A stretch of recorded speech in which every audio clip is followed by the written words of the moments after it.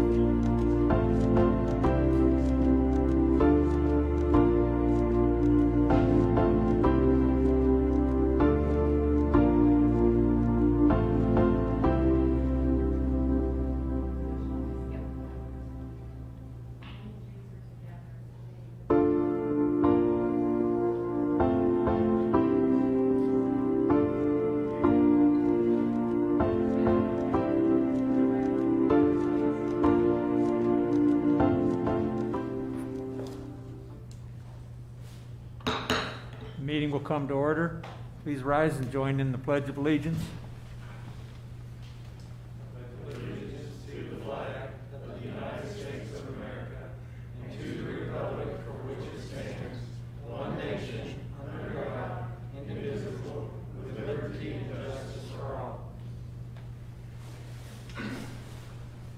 The one change, one addition to the agenda is the fee schedule, which will be covered immediately after the budget. And proxies, I have David Welch's proxy. We have 3 members attending from Zoom, Mike, Tia, Mary. and Mary. How could I forget Mary? She's going to be mad at me. Okay. First off, we have celebrating success.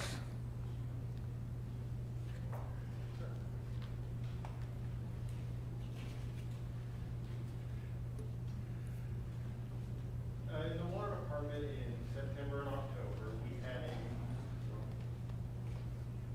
Is it on? Hello? There's a green light. There it is. There you go.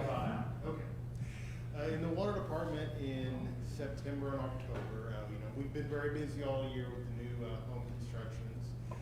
And we got in a position where we had several equipment operators and crew leaders out for various reasons, from vacations to bereavement leave to quarantines due to COVID. And it really put us very short-staffed in our maintenance construction fields.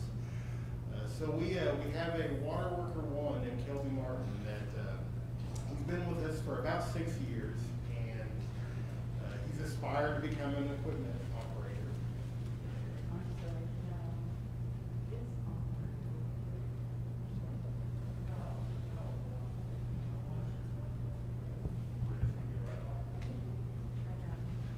Is that any better? Oh, yeah. Yes. So we had a equipment water worker one named Kelby Martin that has aspired to be a equipment operator and a crew leader for us. And we decided to challenge him to have him do new service installations for us. So this means that he would lead a crew, he would operate the equipment, and he would make the decisions out in the field. And I'm glad to report that he did a fantastic job at this while we were very short-staffed on our equipment operators. And it definitely showed us how much he means to us. And he's been with us for over 6 years. He's one of our most dedicated workers, and he really stepped up for us and helped us. So we're very appreciative of Kelby, and I wanted to recognize him for celebrating success for this. So. And Kelby was not able to be with us tonight. He actually had to quarantine due to a possible COVID exposure, so unfortunately couldn't be here, but I know he's watching at home. So.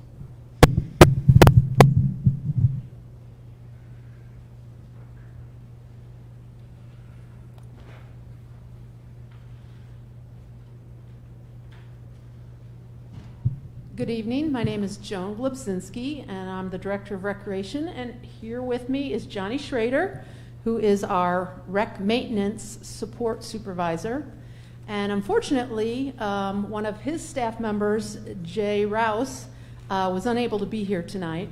But they have both been nominated for a Celebrating Success Award because of their hard work on our first time ever event, the Not So Haunted Woods Drive-Thru. Johnny and Jay worked really hard getting ready for the event. They took some of the ideas that the other recreation staff members presented and brought them to life. Johnny in particular was extra creative and upcycled a number of old things from even his personal workshop to make things for the pet cemetery. And no matter what we threw out to them, they were like, no big deal. Some of us really rely on Johnny and Jay on a regular basis, but that event was especially fun because they got great joy out of it and we made a lot of people happy. And it was because of their dedication to the success of the event that overall it was a really happy event. And so I appreciate you, Johnny and Jay, in his absence. Maybe he's watching. So we have some awards for you.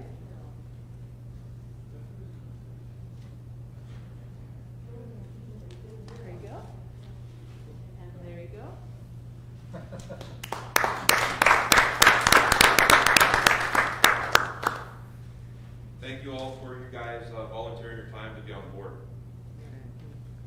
Thank you.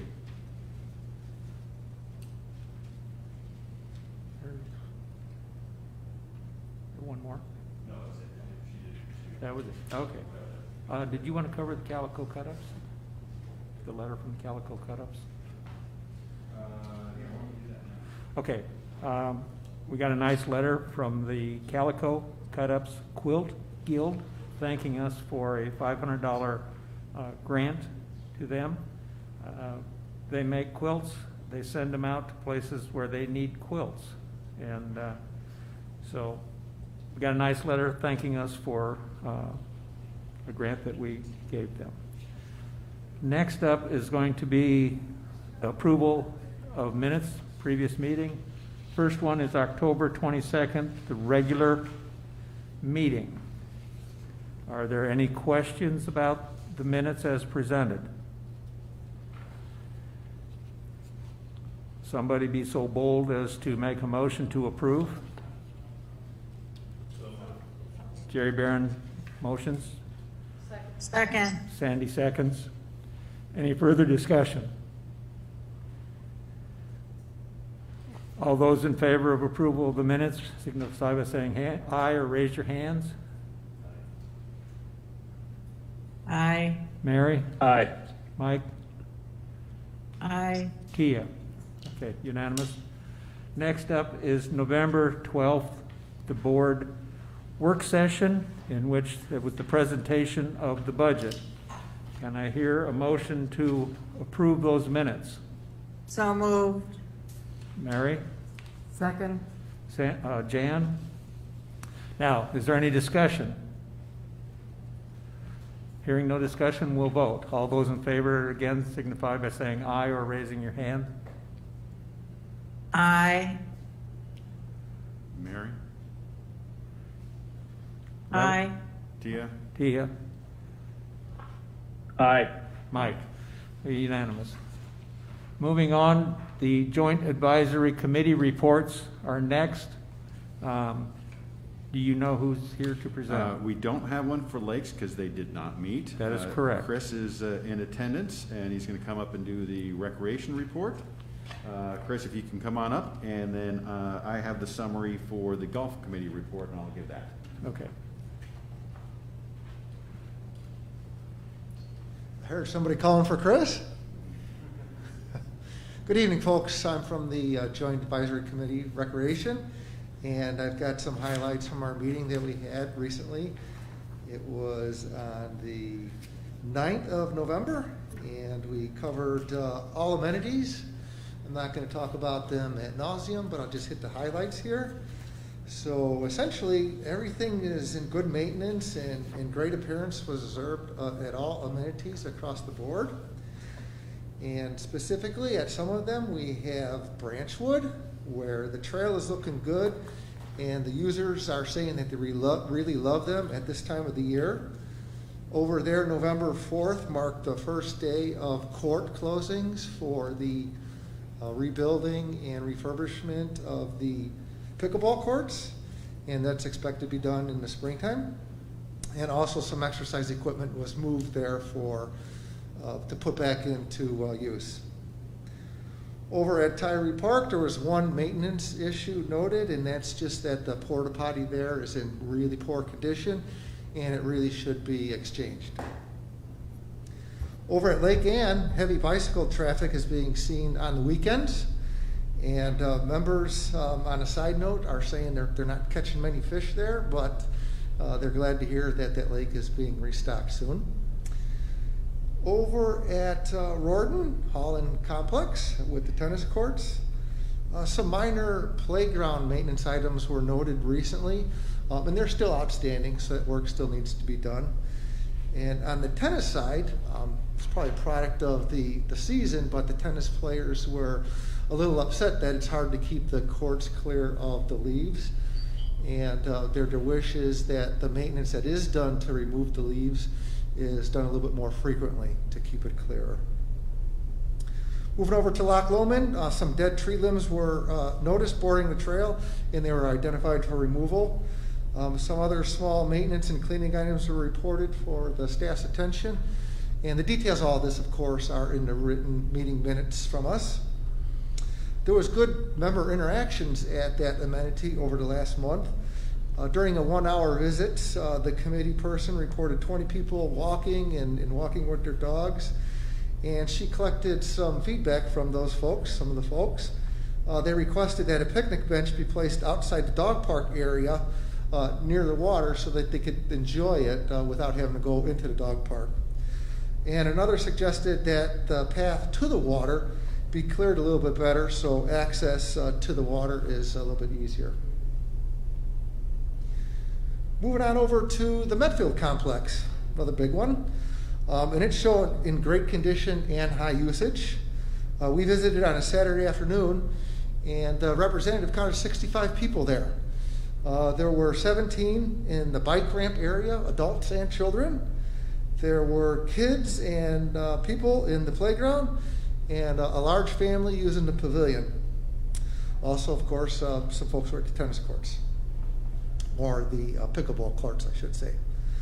When asked about suggestions by this person, a couple families mentioned that the bathrooms being locked early is an inconvenience, but we know that that restroom facility there is subject to vandalism, so that's a tough call there. Okay, moving on to the RV park and the Blowing Springs area. Good condition. There's just some visitor feedback that it's kind of hard to make reservations via the call-only system. They think we should go with addition of an online reservation system to make it easier for everybody. On to Tanyard Creek. Tanyard Creek was observed with lots of folks all over the trails and pavilion, and people continue to be ecstatic over that facility and the cleanliness of the park. There's some deep holes on the path behind the bathroom near the golf practice area that need some attention. It looks like it might be a safety hazard. So that's our amenities. A couple items for new business. We talked about tracking usage at the amenities a little bit, statistics a little bit, and we'll continue to report our qualitative findings when we do our visits and count activity and patrons as best we can. The committee also observed that a lot of people are starting to use the completed sections of that new Greenway extension, and we thought it would be good to add that to our list of amenities to monitor when it is completed. So we'll be able to give a couple words on that in the future. We had some staff reports, of course, and Tom Judson just mentioned that activity card sales, boat registrations, and guest passes were all up quite nicely this year over last. We had discussion that lights for the dog parks would be nice, but currently only there is a single pole light under consideration at this time. Moving over to lakes, Rick mentioned, lakes and parks. Rick's got multiple roles here and for our committee reports on the parks. But he mentioned that the engineers were reviewing the swinging bridges at Tanyard Creek, and a list of repairs were generated. And after they're completed in the next month, they'll certify the bridge for safety with existing limits posted on weight and the number of people. Moving over to the gun range, John Urquhart reported that the ranges are still very busy, 55% increase year over year. There's been some work to expand with concrete pads for additional stations, and those are almost done. November gun classes are filled, but December still has some open slots. And finally, we heard from Joan about the Not So Haunted House drive-through with our award winners, but that attracted a lot of folks. We had 475 cars come through, or about 2,000 people, so that was a great success. Also, Joan mentions that the indoor programs at our facilities are maxed out, so lots of folks using those particular amenities. And trail work along the Little Sugar trail system is about 95% complete, so that's that soft trail system. And that's about it for the Recreation Committee report. We're going to get together again on December 7th, and that's it. Thank you. Thank you, Chris. Tom with golf. Jason gave me the summary for golf. They had their meeting on November 11th. Rounds are up considerably, up almost 24,000 rounds over prior year. Range buckets are up a whopping 37,000, so we have a lot of people using the range. In January, we're going to address the dress code policy. That's going to be an item of a discussion at that point. We will continue to use tea times going forward through the entire winter due to COVID.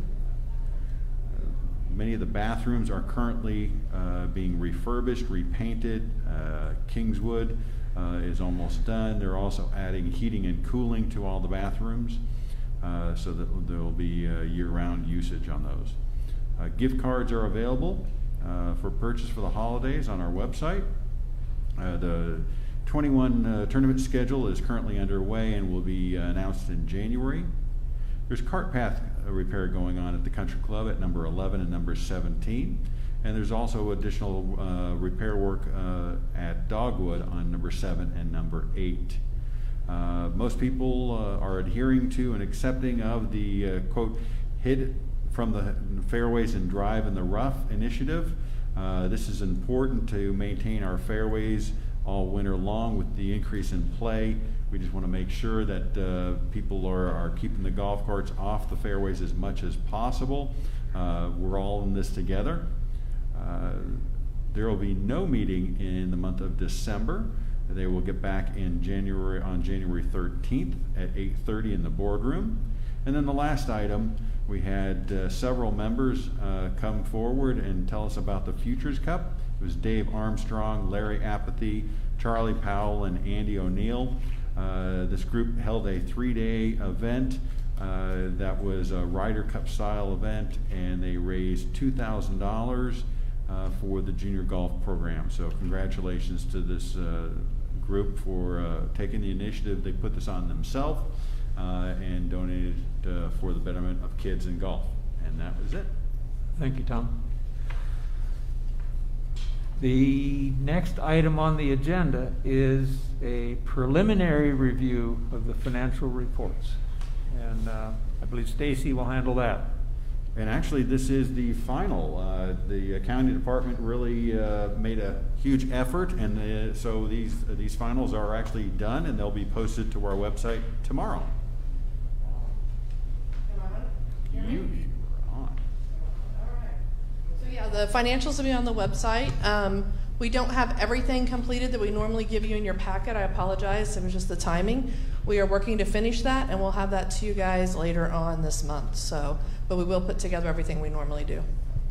So let's talk about October. October was another great month. I kind of feel like I'm saying the same thing over and over again. So revenue for October for the POA, we were $209,000 better than budget and $325,000 better than last year, just for the month of October. Year to date, we're still missing revenue by $26,000, but if you remember last month, it was quite bigger than that just because we had such a great October. I'm hoping maybe in November that we will flip that and be positive when we report November numbers, so it just kind of depends on how the month goes. Wins that are better than budget, our boat registration and rentals are still up. We're seeing them slow down a little bit just because of the season, but they're still, I think they're going to end the year really high. Foreclosed lots are at $134,000, and our green fees and guests and member are up $186,000. Some of the areas of risk is still the POA against the $26,000 year to date we just talked about. And then overall F&B, they had a great October. They were up over budget by $15,000, but they're still kind of digging out of the COVID hole. So they're $331,000 still year to date missing on the revenue side. From a gross profit perspective, the POA's gross profit year to date versus budget is $97,000. Last month we were in the hole $85,000, but we've dug ourselves out and we're now exceeding our budget for the year to date.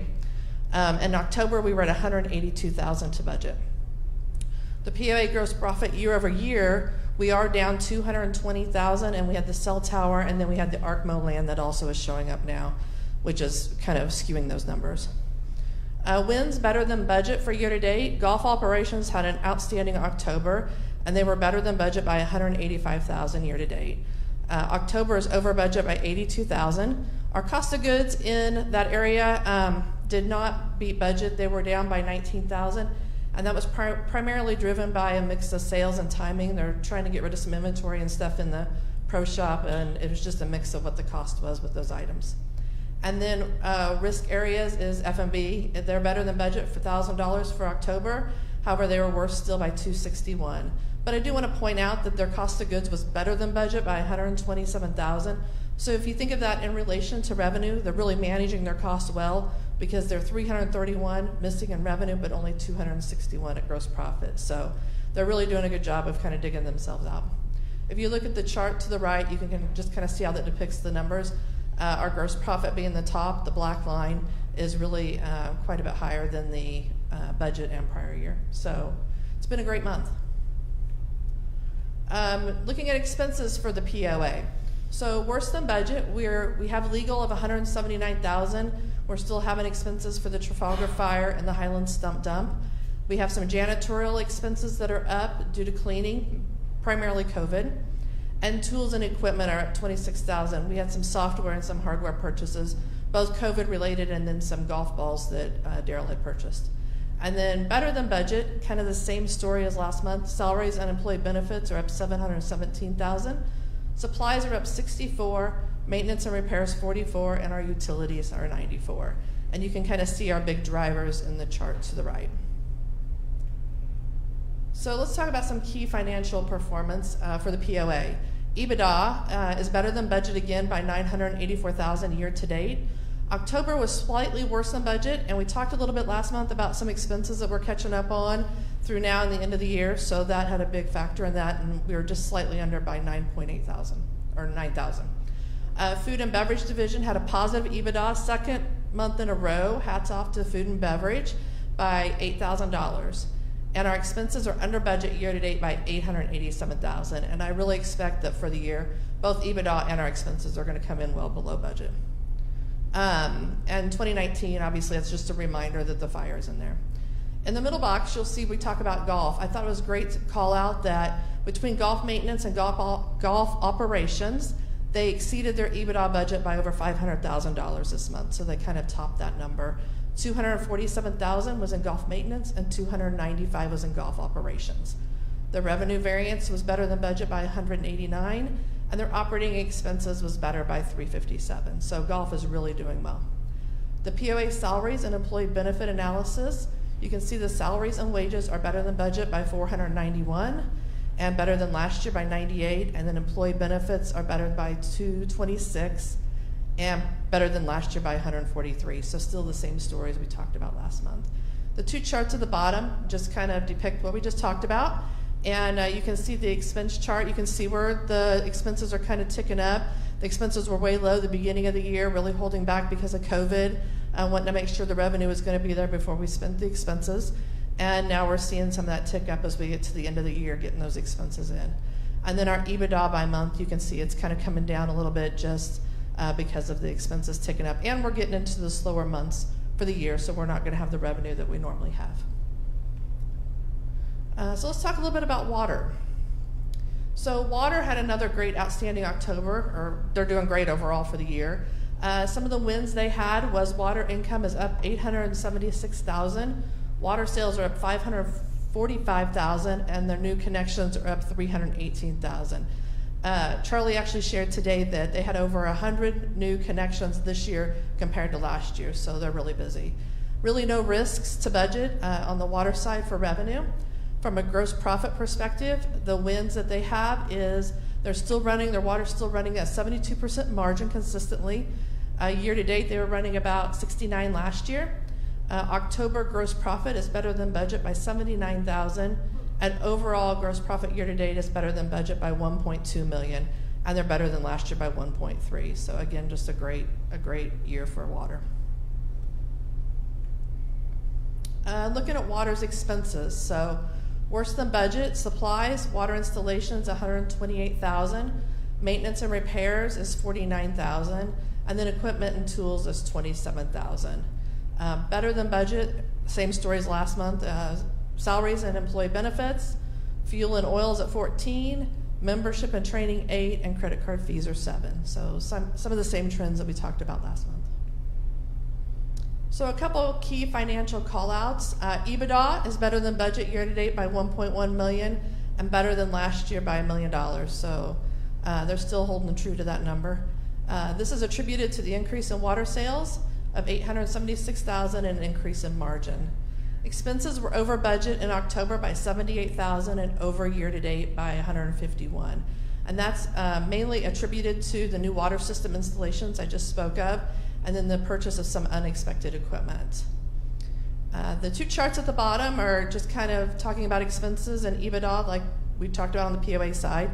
You can see their expenses are kind of ticking up towards the end of the year here as they're getting some of their projects done and getting some of their expenses that they held off on earlier in the year. And EBITDA is coming down, and when I talked with Charlie a little bit about that, part of that's expense, and part of that's also just water sales. This time of year, we budget them down, and they trend down going into the end of the year. So it looks like it's coming down, but that's actually normal. And the water loan. So we're going to talk about the water loan on the next couple slides here, and Tom just went right on by it. So, okay, so so the balance on the water loan is $1.95 million. I just wanted to point out, we'll talk about this in a second again, but we do have interest income on the water side year to date of $40,000 to budget. So we'll talk in more detail about where we're at on that. And this is just another picture overall of EBITDA. You can see water is at $1 million and the POA is at $984,000 for a total of $2 million. If you start at the bottom, water's blowing the number out, and as you move up, you can see the departments are kind of struggling. One thing I wanted to point out, because I don't think we really hit the charts with it, is the recreation. They're at 253, and I wanted to talk a little bit about the RV park. I thought it's a key call out. The RV park is just hopping busy right now.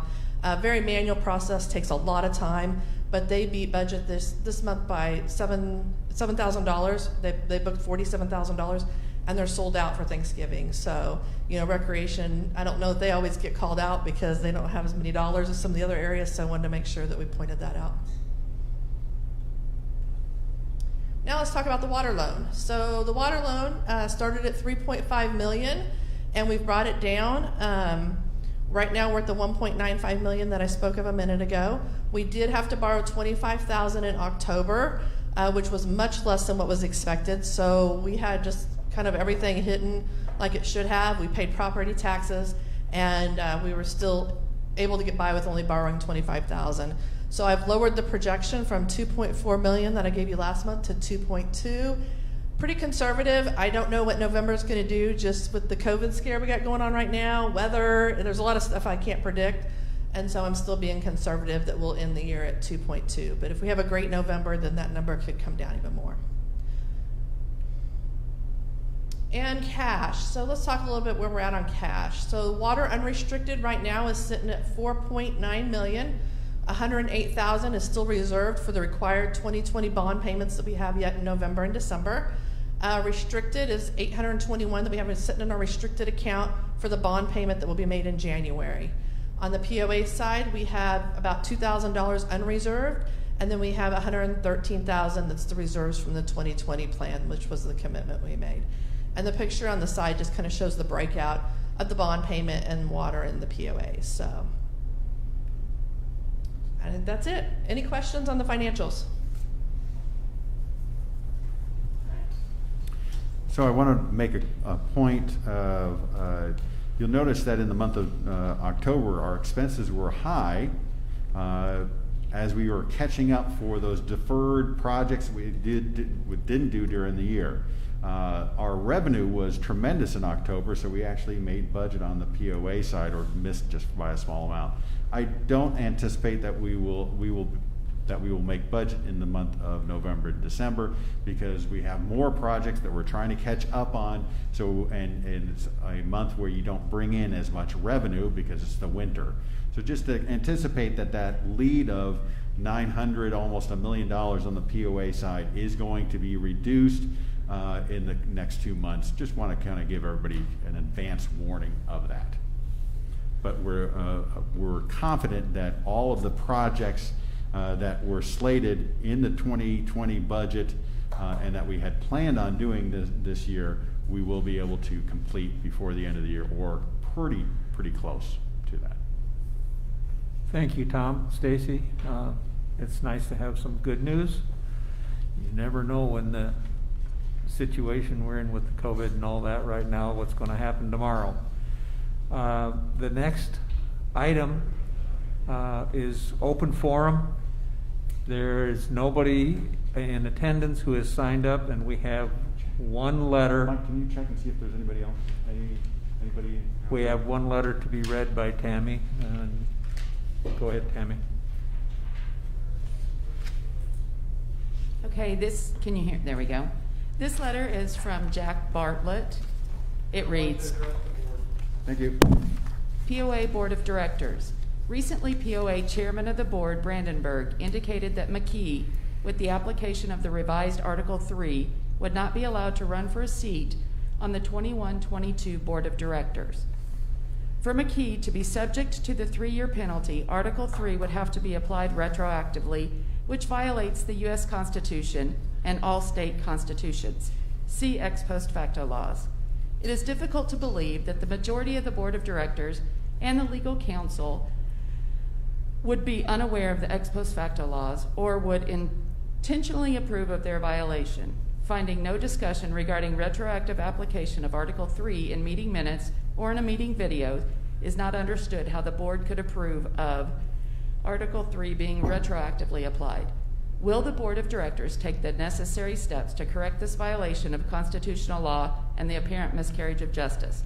Permit McKee, if he so desires, to run for the 21-22 Board of Directors. Thank you, Jack Bartlett. Tom, you have a response? So with the assistance of Doug McCash, I put together a response to the letter from Mr. Bartlett. So first of all, The U.S. Constitution governs federal laws and actions taken by governmental officials. It does not govern the policies and procedures of a private entity such as the POA. As a result, Mr. Bartlett's concerns that the POA is violating the U.S. Constitution's ex post facto law are unfounded. The POA is not violating the U.S. Constitution. The POA's bylaws, specifically the bylaws that have to do with the qualifications to run for the board of directors, applies to all members of the POA without exception, including Mr. McKee. The bylaws, specifically the qualifications to run for the board, are reasonable and appropriate. As a result, I am not aware of any desire on the part of the board to make changes as you are requesting. In conclusion, the qualifications to run for the board of directors are both reasonable and lawful. Thank you. There was no one else who wanted to address, is that correct? Okay. Having no one else for open forum, we will move on to a short budget presentation. Last Thursday, we had a more lengthy, in-depth presentation to the community. Tom is going to hit some of the highlights on this one, and we'll be able to get down to the voting much quicker. Thank you.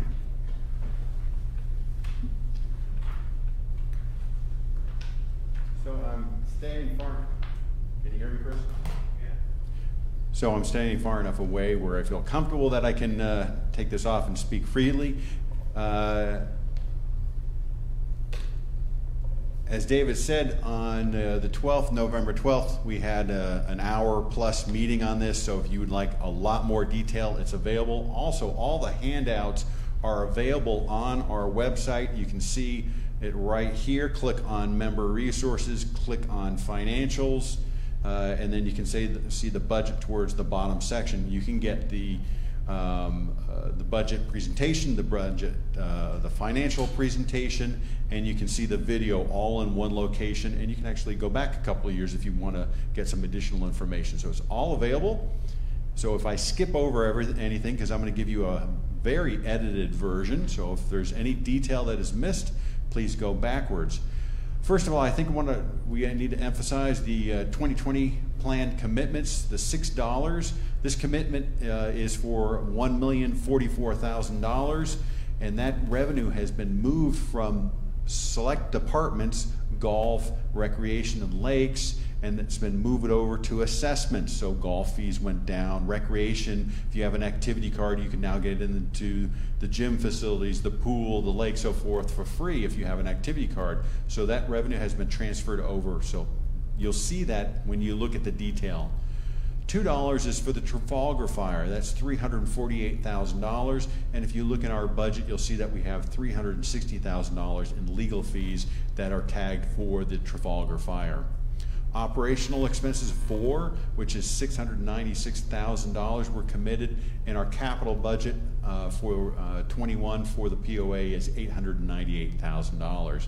And lastly, the reserve was $1. This is a commitment of $174,000, and the cash flow budget, what you'll see in a couple minutes, shows $174,000. So you can see that the commitments that were made on the 2020 plan are all being abided by. All right, let's talk about the POA first, and here it is. This is just the summary, and you can see that revenue is going to go up. So let's talk about the columns real quick. We have the 2019 actuals. We have the trailing 12s. This is the 12 most recent actual months all in a row. It goes all the way back to 19, some latter months of 19, and then we have the 21 budget. So you'll see that revenue is going to go up. Cost of sales is going to go up by a little bit. Anytime you go up in revenues such as F&B, and pro shop merchandise, you're going to have an increase in cost of sales. Labor is going to go way up, and I have a slide next that's going to detail why the labor is going up so much. And expenses are going down, and that's a number of things are going to in our advantage on that, why it's going down. What's most important here is you'll see the improvement in EBITDA. We're going from negative $831 to a positive $140,000, which is an improvement of $972,000, which is tremendous. So we talked about the payroll. So minimum wage is increasing to $11 an hour. This is impacting several departments, not all of the departments. Like golf is being impacted, recreation, think of the lifeguards and so forth. We're proposing a 3% wage increase for 2020. There was a 1.6% increase for our hourly workers and a 0% increase for our salary. And then in 2021, we're anticipating that we will be fully staffed the entire year, all 12 months. If you recall, we had the restaurants closed for extended periods. The workout facilities were closed, and all departments in general were reduced staff. Thinking of golf maintenance, they hardly had any seasonal staff. And unfortunately, you could see it in the quality of the golf course went down this year, and we need to get back to where we had previously staffed. All right, here's all the capital projects. And if you go online and look at the financial reports, you'll see that right now on page 36, if you go through the detailed report, we actually walked through each and every page. But here's all the projects, and you'll see on the bottom, it amounts to just shy of $900,000. And you can actually get information on the website regarding all these individual projects. There's quite a number of them. With regards to the water loan and reserves, consistent with the 2020 budget, we've put aside $280,000 to repay the water loan. As Stacy indicated earlier, for this year, we're going to beat that mark for 2020 by over $1 million if everything goes as anticipated. And the reserves, we're going to add an additional $174,000. We're going to skip that slide. And so you'll see here's the EBITDA. We talked about that earlier, how it's an improvement, and here's the allocation. These are allocated expense. These are reimbursements from the water side, because the water department does not have their own accounting department. They don't have their own HR and legal and so forth. And so we calculate that out, and that's how much it comes out to. You subtract out the projects. You subtract out the payments for the water loan, subtract out the reserves, and you get a positive cash flow of $95,000. This is a little bit thin, but better than last year. I think last year we had a razor thin $7,000 positive, something to that nature. Deferred maintenance, the one comment that I'd like to make is a best practice of our industry is to spend to depreciation. Our depreciation annually is $1.8 million. Our capital expenditures is about $900,000, so we're spending about 50%. We should try and strive to spend 100%. So while we're not at 100%, the good news is for 2019 and 2020, between those years, we averaged only 23%. So we're improving. We're not where we need to be, but it definitely is an improvement. The water utility, we're on page 38. You'll see that revenue is going to stay relatively flat and cost of sales relatively flat. You see that labor will go up, even on the water side. With 2020, we made some cutbacks, and we want to be at fully staffed. Plus, we have an additional crew in there. We're adding an additional crew because we want to make sure that we maintain those water connections, new meters, the water leaks and so forth, and repairing yards when we have leaks. So we're actually going to be adding an additional crew. And then on the expense side, that's going to go up. We anticipate we're going to have more hookups as in the coming year. So actually, we're going to, while compared to 2019, we're well up, we're actually down a little bit compared to the trailing 12. And here are the capital projects. And you'll see here, right in the middle here, we have a couple projects, and those are, right about here, those are the addition of the extra crew. The other call out I want to point out is in previous years we've done $300,000 in water line replacement. This year we're looking at doing $500,000 in water line replacement.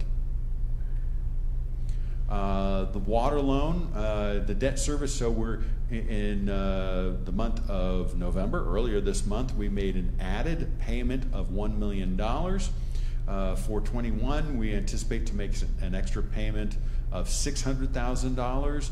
This will allow us to pay the water bond off in 3 to 4 years, but we're not required to do this, so we're going to be able to maintain that flexibility. If something unexpected were to occur, we can always scale it back and just make the regular payment.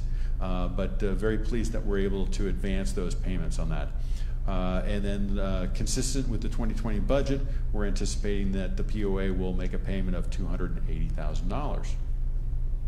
And so here's their simple cash flow. You'll see that here's their EBITDA. We talked about that briefly. Here's the allocations. We mentioned that. This is the flip side of that. Here's the capital projects, the $1.4 million. Here's the debt service on the bond.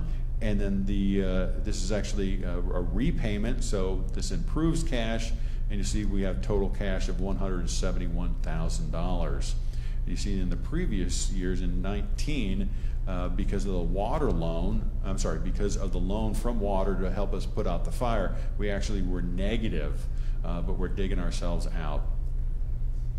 Couple interesting points of information that I wanted to share. This was in the detailed presentation, but I just wanted to pull out these slides. You can see that our rounds of golf are way up over previous years. We're definitely had a trend line going downhill here, and then all of a sudden we're up. We're up about 19%. Regionally, golf is up 12.5%, so we're actually beating the average. And so I think that part of that is COVID, and then part of that is the 2020 plan with the new fee schedule. We're just getting more people to play golf. Here's something also interesting.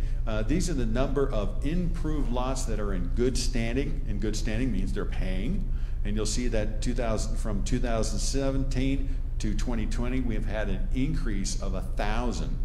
So lots of construction going on, and they're staying current. So 1,000 additional properties are paying the full assessment. But what's also interesting is since 2017 through 2020, we've also had an increase of 1,000 additional unimproved properties that are in good standing. You'd think that that number would go down as they convert from unimproved to improved, but that's a credit to our accounting team and our legal team in getting people to pay their assessments. Also, Doug mentioned earlier that we were Stacy mentioned earlier about lot sales. You can see that since 2016 we've had a steady increase. And 2019 was the banner year where we sold 250, the regular, and then we had the flash sale, which was almost 350. So last year we sold almost 600 lots. This year we're over 200. So that's everything they can get their hands on, they sell very quickly. And we have a judicial sale tomorrow, actually. And then we mentioned earlier, activity cards are up by 40%. They're actually at 42%. I did this slide about a week ago, and we've actually had a little bump since then. And so they're up by almost 4,000 activity cards over prior year. Guest passes are way up by 4,000, and boat registrations are up by 20%. So really having an outstanding year, and it really demonstrates that the 2020 plan is working and has been well received by our community. And that's it. Any questions? So that's the short version. It's a lot more fun to do this budget than it was a year ago, I'll tell you that. First order of business, I need a motion to approve this budget. So moved. So moved. Okay, that's Mary and Mike. I think it was Sandy. No, it was me.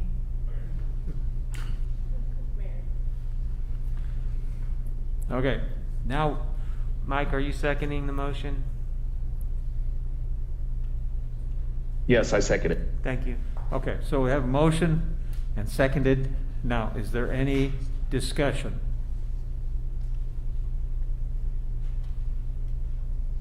Hearing no discussion, we will move directly to the vote.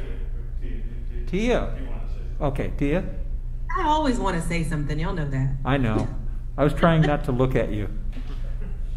No, I was just gonna say, with such a large budget, with how much drama we've gone through in the past couple years, watching it from the other side, being on the board for a year, looking at the progress we've had, I just want to take a minute and say thank you to everyone and every department manager that puts their time into this.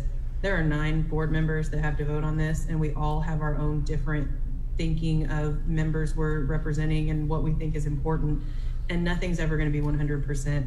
It's not 100% of every line item in this budget that I agree with either, but I do want to say thank you and just a great job to the team for putting it together. Okay, thank I you. second that. Mary seconds that, so, yes, we do. We do appreciate the hard work that has been done to keep Bella Vista going and advancing our cause. Okay, if there are no further comments or discussion, we will have a vote. All those in favor signify by saying aye or raising your hand. Aye. Mary, Aye. Mike, and Tia? She said aye. Tia said aye. Okay. All those opposed? Jerry Hover. The budget is approved. Next item is one that happens way too often. We have a Highway 340. Oh, hold on, we got to do the walk-in memo for the fee schedule. Okay, the fee schedule. You could make a good argument that the fee schedule is inherently approved when you approve the 21 budget, but we felt it was a good idea to have the board vote on this separately. All of the fees that are incorporated into this fee schedule are consistent with the promises that were made with the 2020 plan. So there are a couple, my understanding is there are a couple of very small changes for guest fees. There's a few guest fees, and a couple of the water fees were impacted by the 1% increase in sales tax that was passed by the city. So Other that's than that, all the other fees remained the same. No member fees changed. right. Okay, do we have a motion to accept the fee schedule as presented? So moved. Jan makes the motion. Mary seconds it. Is there any discussion on the fee schedule? Can you recap which guest changes for anybody watching? What? For anybody watching, it's actually the only changes we've made were to the camp rentals for just the camping, and majority of those changes were as a result of the 1% sales tax change also. Thank you.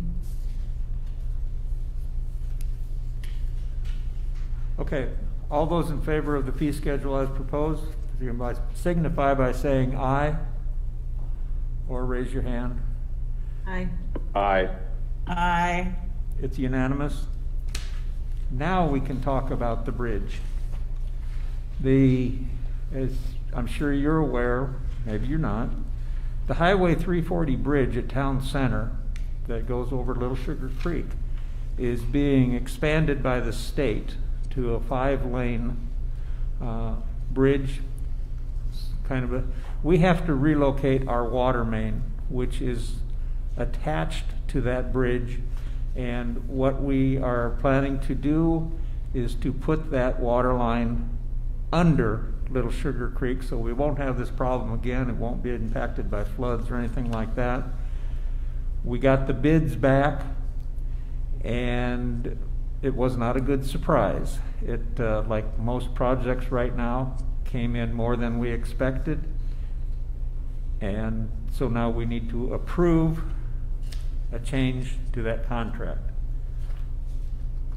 The change is go from $375,000 to $498,000.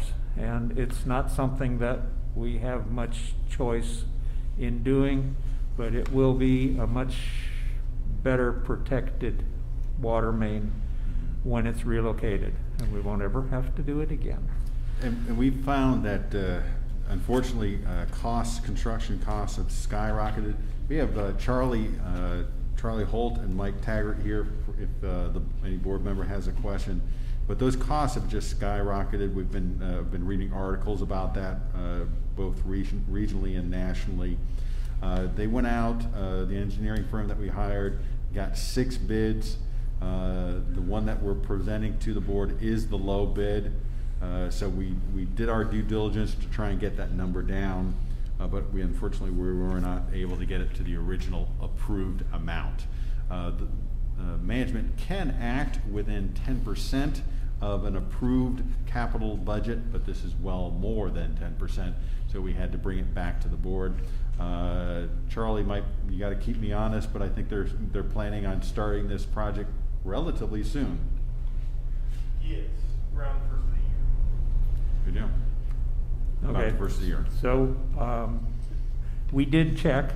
If there's any concern about the low bid, we did due diligence, and this company is very qualified and experienced in this kind of work, and we have no qualms that they will be able to complete it. So do I have a motion? David, I make a motion to approve the change to the Water Department capital project from $375,000 to $498,000 for the Highway 340 Bridge water main relocation, recognizing that we have received 6 bids for the project and we have selected the lowest bidder. Thank you, Tia. Second? Second. Jerry Barron seconds. Okay, is there any further discussion on this? I will then call for a vote. All those in favor Rocks. of the, signify by saying aye. Aye. Mike said aye. Mary Aye. and Tia. Okay, it's unanimous. Mind if I cover the next one? Okay, go ahead. We're requesting that the board give management approval to purchase 2 pieces of property from Cooper. The first one is, unfortunately, our boat launch and dock on Lake Ann, the only boat launch and dock on this lake, is on Cooper property. We of course asked them to give it to us for free, but unfortunately we did not get an affirmative on that. Relocating it was considered as an option, but we approached them at the same time that we were addressing that issue. We had a parcel that is at almost the corner of Trafalgar and Lancashire. We have a water tower in that area on the east side. I'm sure everybody is aware with the tremendous amount of growth that is going on in that area of our town, our community, that we would like to acquire that additional piece of property right next to it, right north of it, for future expansion. We went out and got a bid on that piece of property. I'm sorry, an appraisal on that piece of property. Cooper was nice enough to go halvesies on that appraisal, and the appraisal on it came out at $69,500. We went to them and offered $69,500 for both parcels, and they agreed to it, with the $69,500 going towards the one parcel for the water department on Trafalgar and Lancashire, and $1 for the Lake Ann location, which would allow us to keep the boat launch in exactly where it is located. There was 3 contingencies placed on this. First of all, that we would have to receive formal board approval, hopefully tonight. Cooper would need, the second contingency is Cooper would need to put in for a lot split on the Lake Ann property. And then on the Trafalgar and Lancashire one, we would need to change it from residential zoning to commercial zoning. And that's it. Okay, thank you. First order of business, do we have a motion to approve that purchase? Have the two contingencies been met? No, they have not been met yet. What would happen is the board what we're asking is that the board would give us authority to enter into the agreement, provided we would not be able to finalize the agreement until the two contingencies have been met. So we would be approving the purchase with the contingencies. If the contingencies aren't met, we're not out anything. So first we have to approve the purchase. Is there a motion?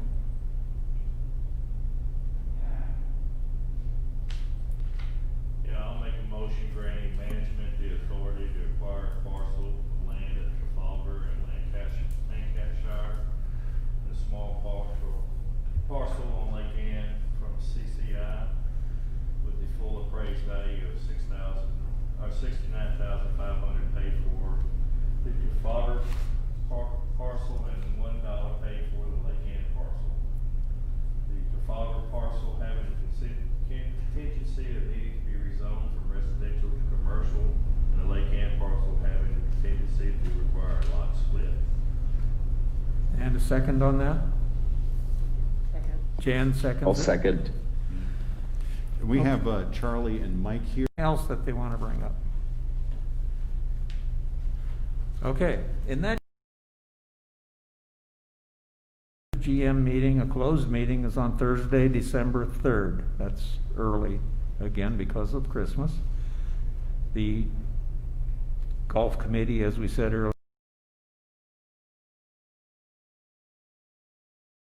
meeting December 9th, 2 o'clock.